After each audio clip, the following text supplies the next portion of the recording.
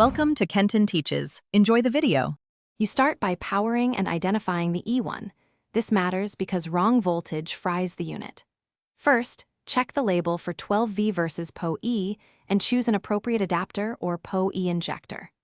Once done, verify the firmware version printed on the sticker and note whether the unit expects a static IP. Make sure you have a live network port and tools at hand, then move on to mount and cable so you don't interrupt power during configuration. You'll now mount the E1 and complete the network connection so audio and video flow correctly.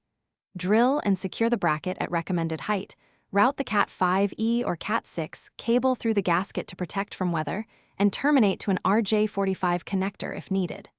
Once terminated, plug into the switch or PoE injector and observe link/activity LEDs. They confirm physical connectivity. If using 12V, plug power last and recheck polarity. Make sure the unit boots to LED patterns described in the manual. You finish by configuring network and audio settings so the intercom works reliably.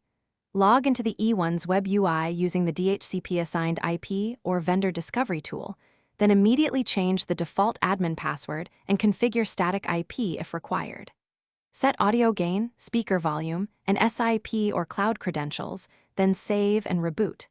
Finally, perform a full functional test. Call from handset, press the door button, and confirm two-way audio.